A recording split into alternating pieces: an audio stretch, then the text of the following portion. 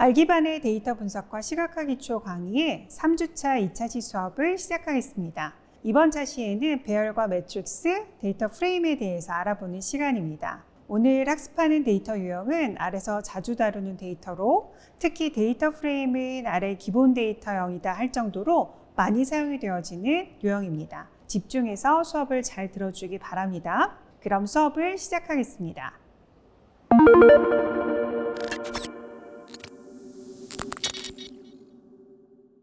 그러면 매트릭스와 배열에 대해서 설명드리도록 하겠습니다. 매트릭스는 여러분들이 생각하시는 행렬을 생각하시면 돼요. 그래서 2차원 구조로 구성이 되어져 있는 표 형태의 데이터이다 라고 생각을 하시면 돼요. 매트릭스 같은 경우에는 같은 유형의 데이터만 2차원 데이터의 형태로 저장한다 라고 생각을 해주시면 됩니다. 보통 2차원 데이터 형태를 우리가 배우도록 할 때 데이터들을 구성하는 어떤 요소들에 대한 이름들을 기억을 하고 넘어가시는 게 좋은데요. 데이터를 넣어줄 수 있도록 하는 가장 작은 단위 우리가 셀이라고 합니다. 하나의 셀에는 하나의 데이터가 들어간다 라고 생각하시면 되겠습니다. 그리고 두 번째로 컬럼에 해당이 되어지는 부분인데요. 같은 종류의 데이터를 묶어줄 수 있도록 합니다. 그래서 그러한 것들을 우리가 컬럼 혹은 변수라고 이야기를 하고요. 가장 위쪽에 들어가져 있는 값들은 여기 컬럼에 대한 이름값을 가지고 있다 라고 생각하시면 됩니다. 그리고 행 같은 경우에는 우리가 observation이라고 이야기하는데요. 특정한 학생 아이디 3을 가지고 있는 학생의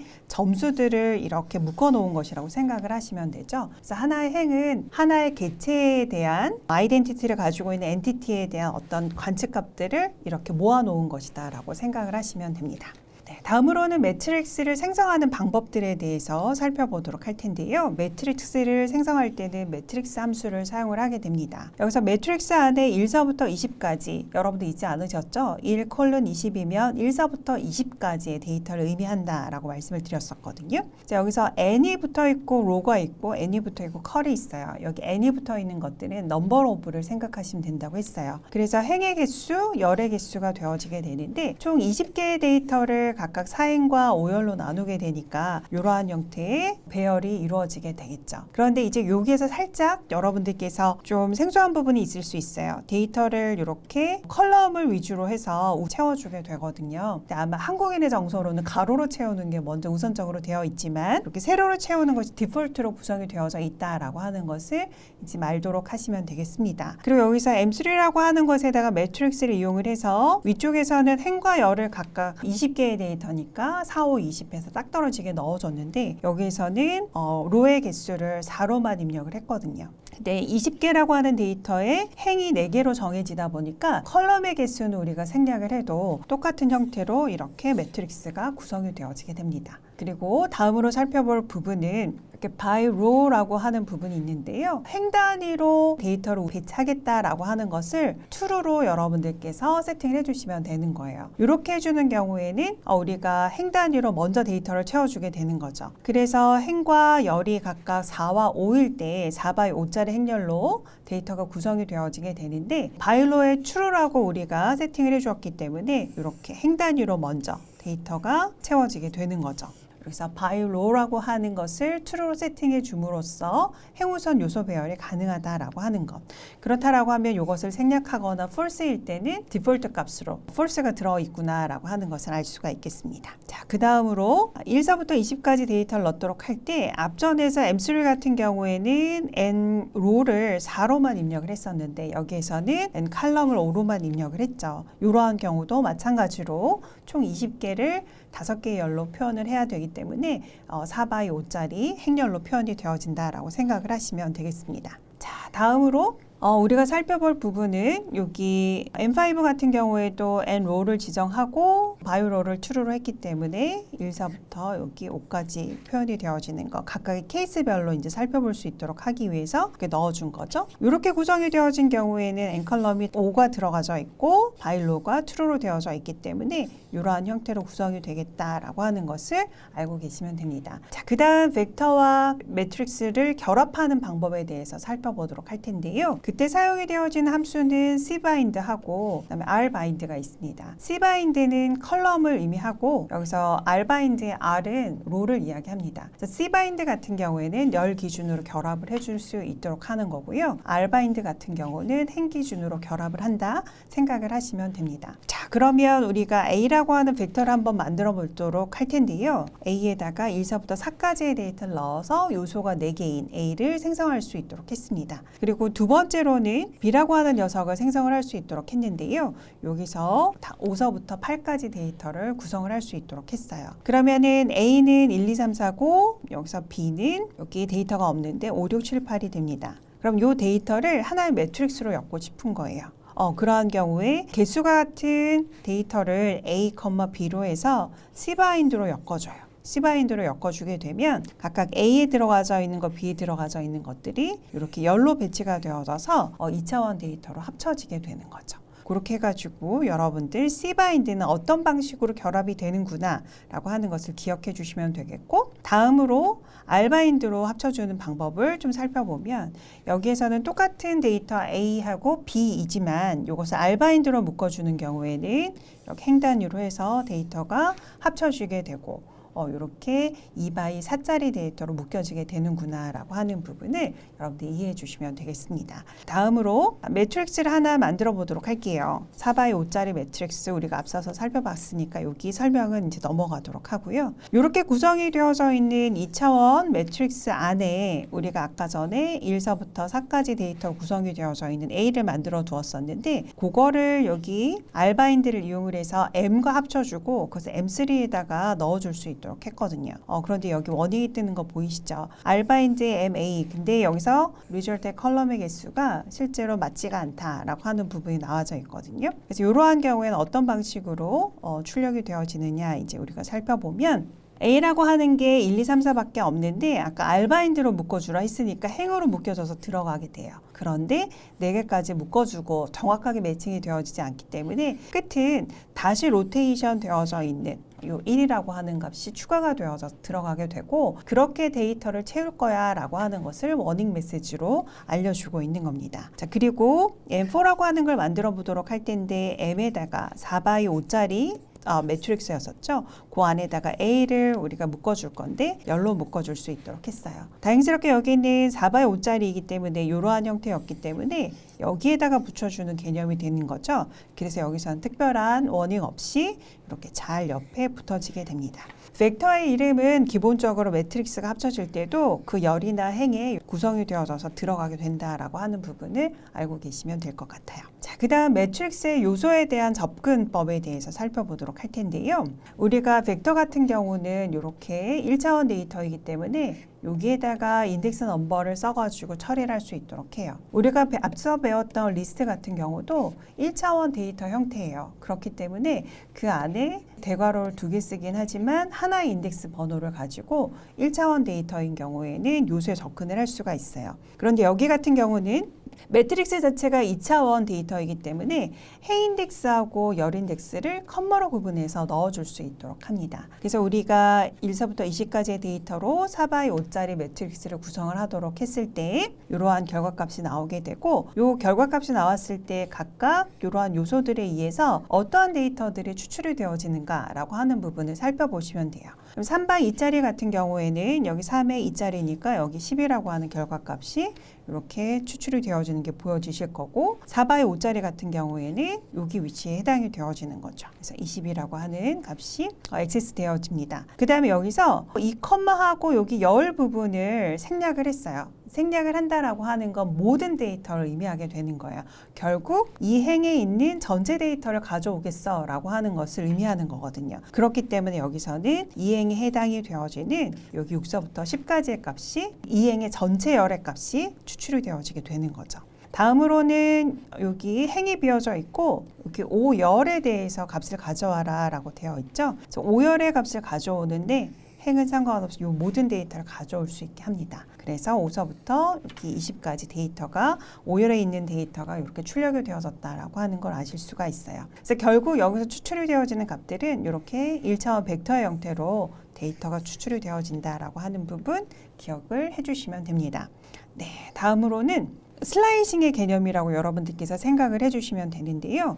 연속에 되어진 공간에 대해서 떼어오는 것도 가능하다라고 하는 겁니다. 그래서 1컴마하고 1, 3이라고 표현을 하는 경우에는 여기 1행에 해당이 되어지는 건데 열은 1열부터 3열까지 데이터를 가져오도록 할 거야. 그래서 1행에 해당이 되어지는 것 중에서 1서부터 여기 3까지 이 사이에 있는 데이터를 추출하기 때문에 1, 2, 3이라고 하는 데이터에 액세스할 수가 있게 되겠고요. 연속이 되어진 경우는 콜론을 사용하면 가장 쉽게 하실 수가 있는 거고, 그 다음에 여기서 연속하지 않는 데이터 같은 경우는 이렇게 1번, 그 다음에 3번, 5번 인덱스에 있는 값을 가져올게 라고 하는 거예요. 그래서 이번 줄에 있는 데이터 중에서 여기 1번에 해당이 되어지는 거, 3번에 해당이 되어지는 거, 5번에 해당이 되어지는 6과 8과 10을 이렇게 추출할 수 있도록 합니다. 다음으로는 이렇게 슬라이싱을 할 때 1땡땡3이라고 1:3이라고 구성이 되어져 있는 녀석이고 열이 생략이 되어졌으니까 1에서 3행 가져오는데 모든 열의 데이터를 가져온다. 그리고 행이 이렇게 생략이 되었고 3에서 4열까지 가져올 거예요 라고 했더니 세 번째, 네 번째 열에 해당이 되어지는 모든 행의 데이터를 가져올 수 있도록 했습니다. 다만 여기서 이제 추출이 되어질 때 여기 3에서 4까지 있지만 여기 인덱스는 2차원 형태의 새로 구성이 되어진 형태로 매트릭스로 구성이 되기 때문에 3하고 4의 인덱스를 그대로 가지진 않고요. 1과 2 형태로 이렇게 변화가 되어 있다라고 하는 점만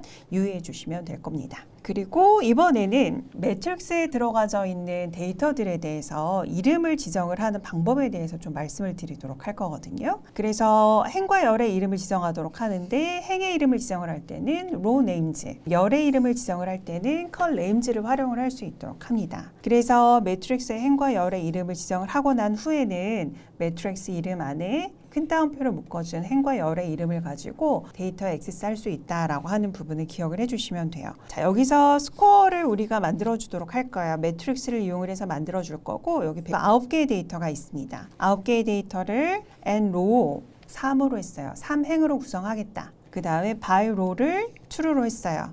여기 세 개가 이렇게 첫 번째 행에 들어가게 되고 여기 세 개가 두 번째 행, 그다음 여기 세 개가 세 번째 행에 각각 데이터가 구성이 되어져 있는 게 보이실 거예요. 그래서 여기서 row names는 이 데이터들이 각각의 학생들에 대한 성적 데이터였던 겁니다. 이 각각의 세 개의 데이터에 대해서 이름을 붙여주도록 할 때 행에 대한 이름을 붙여주는 거라서 row names를 사용하시면 되고 그 안에 매트릭스 이름을 적어주시면 돼요. 이러한 형태는 우리가 두고두고 굉장히 이제 고급 프로그램에서도 이러한 데이터를 구성하는 것들을 할 때 계속 사용을 하는 걸 잘 기억을 해주시면 좋겠고요. 그 안에 컴바인 함수를 이용을 해서 지정을 합니다. 그 다음에 여기 각각의 열에 해당이 되어지는 데이터는 각각 국어, 영어, 수학 성적인 거예요. 그래서 거기에 컬레임즈를 써서 스코어에다가 열의 이름을 붙여줄 건데 코리안, 잉글리쉬, 매스라고 하는 이름을 붙여주는 거죠. 그렇게 하고 나서 스코어를 찍어왔더니 처음에는 이렇게 숫자들만 구성이 되어져 있었던 매트릭스였는데 각각 행과 열에 이렇게 이름을 붙여줄 수가 있게 된 거죠. 이렇게 이름을 붙여주고 난 후에는 이렇게 액세스하는 것이 가능하게 된다라고 하는 거고요. 예를 들어서 제니의 수학 성적을 내가 가져올 거야. 그러면 행에 해당이 되어지는 제니, 그 다음에 두 번째에다가 수학 성적을 넣어줄 수 있도록 하면 제니의 수학 성적인 78점이 이렇게 추출이 되어지게 되는 겁니다. 그래서 여기서는 이름을 이용을 해서 액세스하는 방법들을 몇 가지 살펴보도록 할 텐데요. 지수의 여기 컴바인 함수를 써서 매스 컴마 잉글리시를 해주면 지수의 수학과 영어 성적이다. 지수의 수학 영어 성적이 가져와지게 되고 그 다음에 여기 두 번째를 비워두고 유진만 적어줄 수 있도록 했어요. 그러면 아까 전에 살펴봤던 것처럼 인덱스 넘버를 썼던 원리랑 똑같아요. 그래서 유진에 대한 모든 열의 값, 국어, 영어, 수학 성적 모두를 가져오겠다라고 하는 의미가 되겠죠. 그리고 세 번째로는 여기 분반에 있는 3명의 학생에 대한 영어 성적만 가져오고 싶어. 그러면 여기 행 부분을 비워두고 영어 성적에 해당이 되어지는 것만 가져올 수 있도록 해요. 그래서 제니와 지수와 유진에 대한 이 영어 성적들이 이렇게 표시가 되어지게 되는 거죠. 자, 그리고 여기서 우리가 아까 전에 앞쪽에서 살펴보았을 때 여기 부분에서 이러한 형식으로 적어주게 되면 특정한 매트릭스에 행과 열의 이름을 붙여주는 형태가 되어지지만 자, 여기서 그대로 그 특정한 매트릭스의 로 네임즈를 쓰고 특정한 매트릭스 이름의 변수의 이름에 컬 네임즈를 쓰게 되면 각각 거기에 들어가져 있는 이름들을 우리가 가져다가 볼 수가 있어요. 그 다음에 여기서 인덱스를 붙여주게 되면 컬 네임즈 우리가 스코어만 넣어주면 3개가 모두 나왔었죠. 그 중에서 두 번째 해당이 되어지는 거 이렇게 인덱스 넘버로 구별을 해서도 가져오는 것이 가능하다. 자, 그 다음 어레이입니다. 어레이는 다차원별로 구성이 되어져 있는 자료 구조예요. 우리가 앞전에서 살펴보았던 형태를 보면 특정한 반에 특정한 학생에 대한 국어, 영어, 수학 성적에 대한 이야기인데 여러 개의 반이 있는 경우에 그러한 똑같은 틀이 여러 개가 또 존재하게 되겠죠. 그래서 여기서 예를 들면은 뭐 X축, Y축 우리가 따지고 여기 뒤쪽으로 Z축이 쌓이게 되어지는 3차원의 개념이다 라고 생각을 해주시면 될 것 같습니다. 여기서 이제 특이한 점은 배열 같은 경우도 매트릭스하고 마찬가지로 같은 유형의 데이터만 저장하기 위해서 사용을 합니다. 그래서 이 안에 들어가져 있는 이러한 데이터들이 모두 숫자형의 데이터이다 라고 하는 것을 알 수가 있을 겁니다. 그리고 배열은 우리가 어레이라고 이야기하고요. 배열을 생성하기 위해서는 어레이 함수를 사용합니다. 자, 그러면은 배열을 아주 간단하게 좀 살펴보도록 할 텐데요. 3D 어레이를 만들어 주도록 할 거예요. 그래서 여기서 1서부터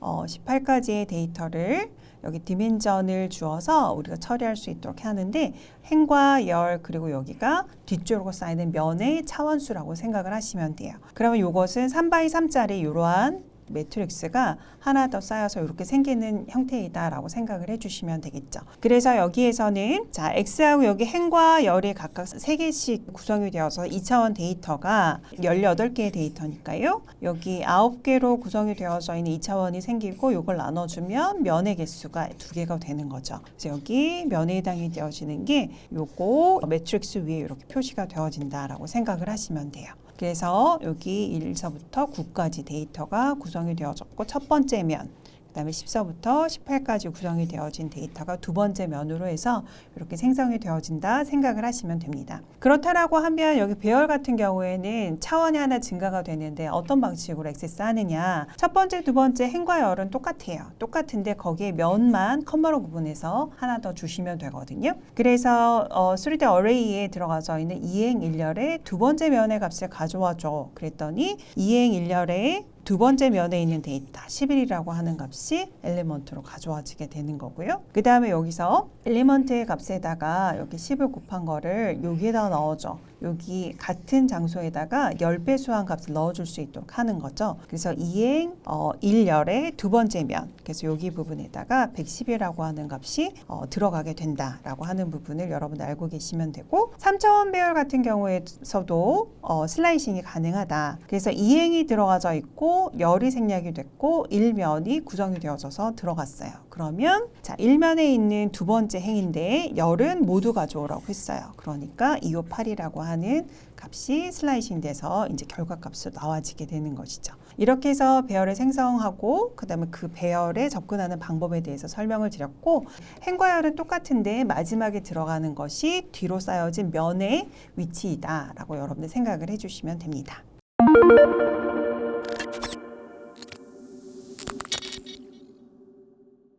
다음으로 데이터 프레임 한번 살펴보도록 할 텐데요.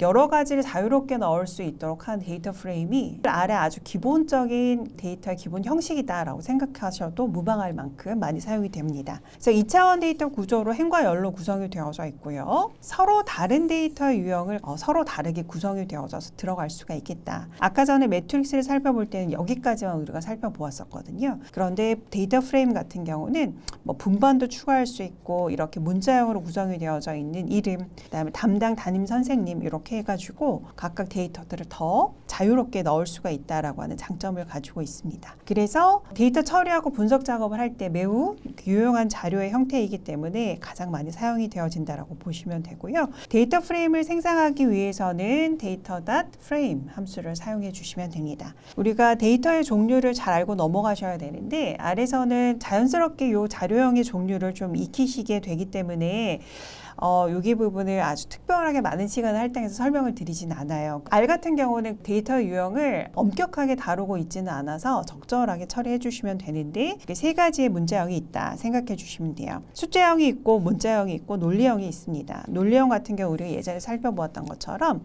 참과 거짓을 담아주는 변수이다. true와 false를 담아주도록 하는 데이터의 유형이 있다라고 생각을 해주시면 돼요. 그리고 문자형 같은 경우는 이렇게 정말로 순수하게 문자로 구성이 되어져 있는 데이터들이 들어갈 수 있다라고 하는 건데 여기 큰 따옴표로 묶여져 있는 요 100은 자칫 잘못하면 숫자 100처럼 보일 수가 있는데요. 요거는 표시를 하기 위한 숫자인 거예요. 계산이 되어질 수 없다. 큰 따옴표로 묶여진 경우는 이것을 뭐 숫자로 변환하는 과정을 거쳐서 계산하게 해야 된다.